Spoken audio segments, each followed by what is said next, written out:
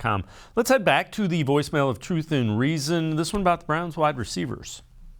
I don't feel that the wide receiver group is kind of what I thought it would be.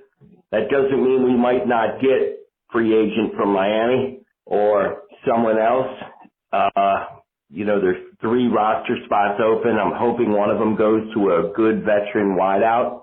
But if it turns out to be Cooper, Peoples-Jones, and maybe even rookie starter Bell, I'd call that an average group. Not great, not terrible.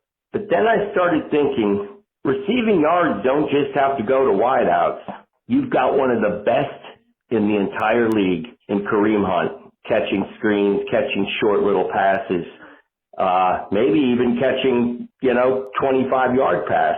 Nick Chubb, it's not his specialty, but we've seen him go a long way on a couple of last-minute passes to him. And, of course, Njoku, I believe, is a huge factor this year. If he can get half of what that speed and strength and mobility should get him and become a good route runner and a smart player, I think his potential is practically sky high.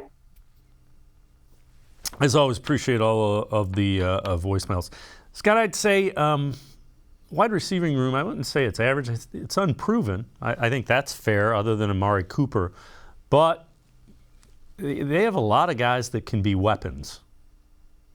Well, I think that's what they're counting on. And kind of like the caller mentioned, if you don't go get a number 2 receiver, which we've talked about a billion times, and it doesn't feel like the Browns are in a rush to do that or might do it at all, right? We've seen Jarvis Landry wind up elsewhere.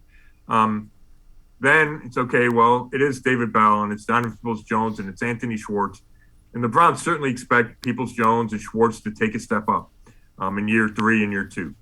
And then it's okay, well, if those guys aren't necessarily a super strength of the team, right, then you have to make up for that. And part of that is with your tight end group, which, I think that remains unproven. And Njoku's been here a long time and hasn't had a breakout statistical season. Same with Harrison Bryant in his couple of years. But then you do have Kareem Hunt, and you have the strong running game, and you have an upgraded quarterback, assuming Deshaun Watson's on the field, and you think he's going to make everybody better. So I kind of get the sense that the Browns feel like maybe the sum of their parts is greater than the individual parts, given their quarterback especially, but then when you throw in the offensive line and the running game, that they can make it work with the other guys that they have outside and at tight end. Yeah, and I get that line of thinking. Again, you got to have one or 2 of those guys kind of up their play a little bit to make it